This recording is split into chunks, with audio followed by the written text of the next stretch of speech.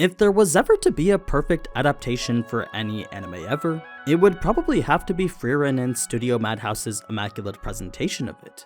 It's not often we get a literal one-to-one of anime to manga, but it's in the rare occasions that we do that they're never as refined as this is.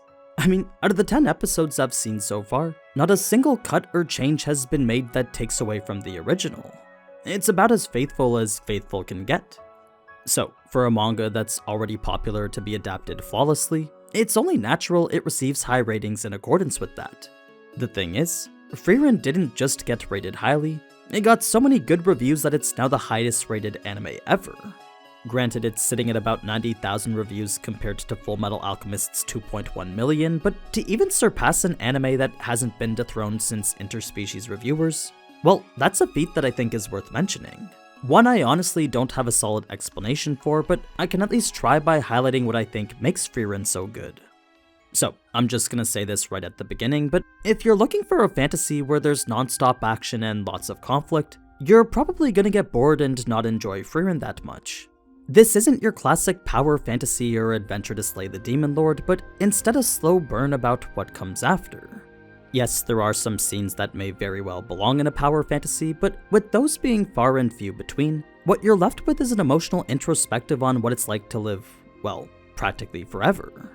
Forever is not exactly right, but to us who can only live between, I hope, 60 and 80 years, 1,000 plus might as well be forever. It's a length of time that makes 1, 2, or even 10 years seem like nothing. So, a journey in which a decade was spent slaying the Demon Lord was to Frieren nothing more than 1/100th of a life filled with so much more.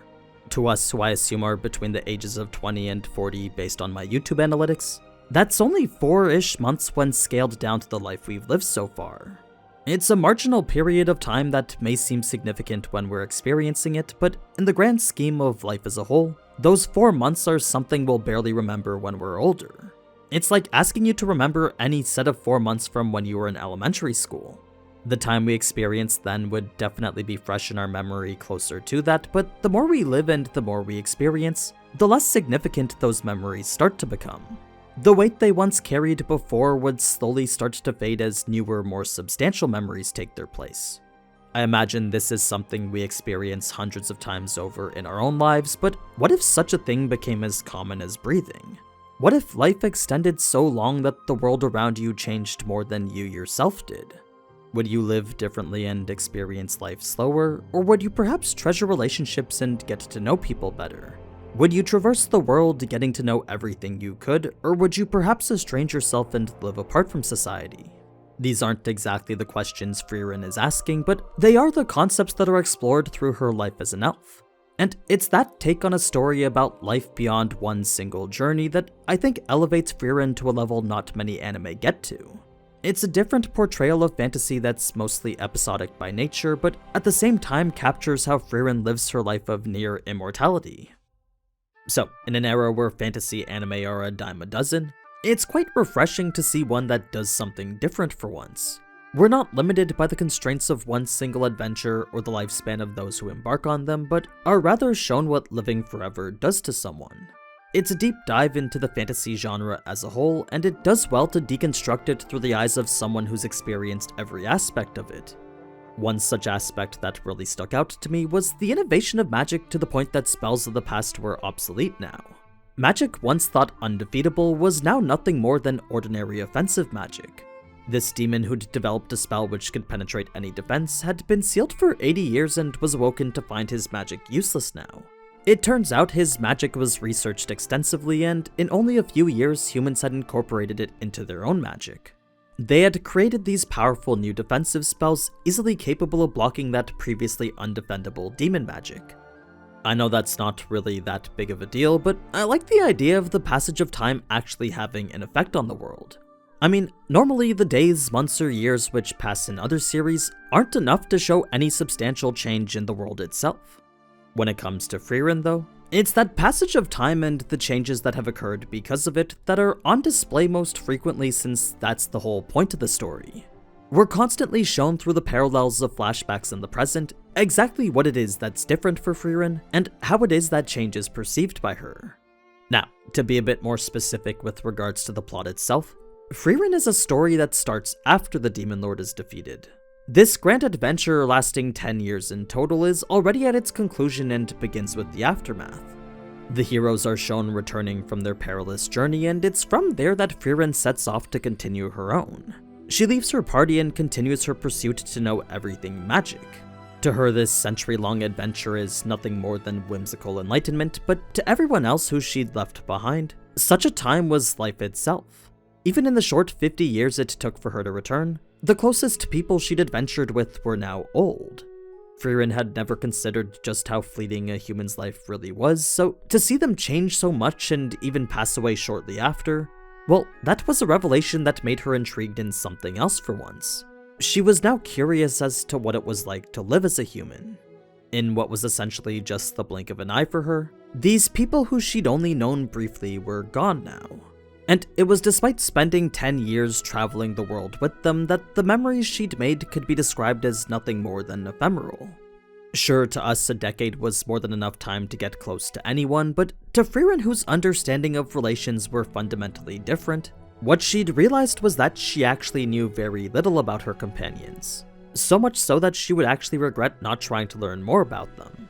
So, as the years went on and Frieren's journey continued, she would make an effort to interact more with others and try her best to recoup with the party members that were still alive.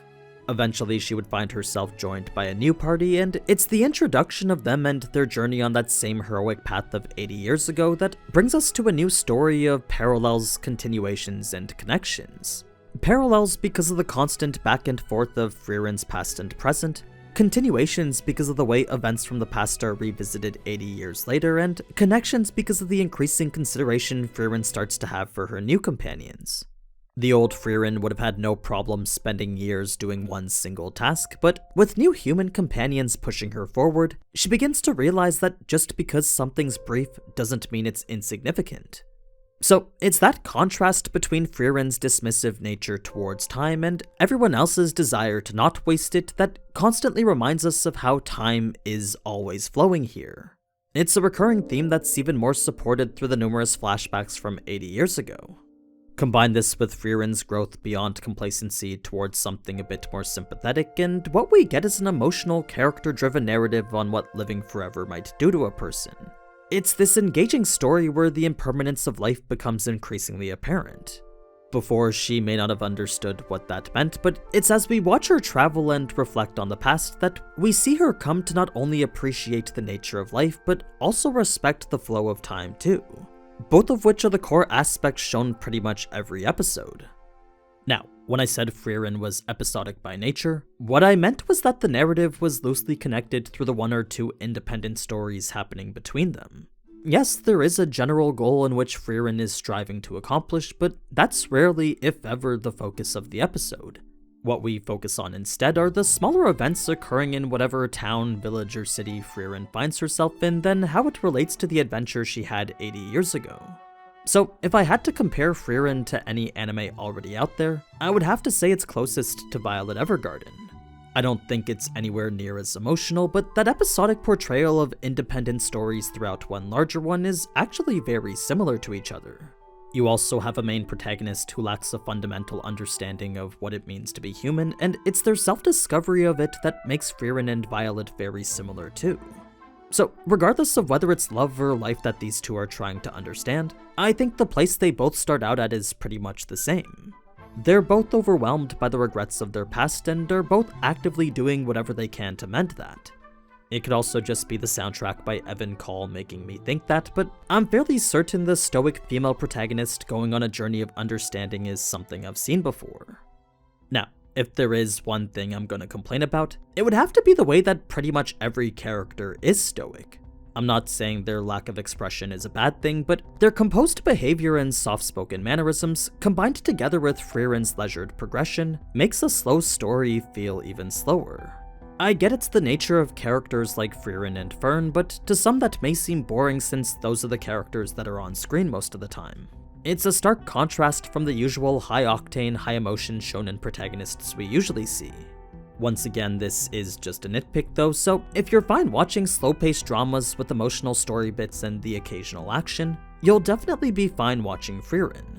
It's a captivating story despite its episodic format, perfectly blends several heavier themes we rarely get in a fantasy anime, then presents these well-developed characters in a setting both intriguing and memorable.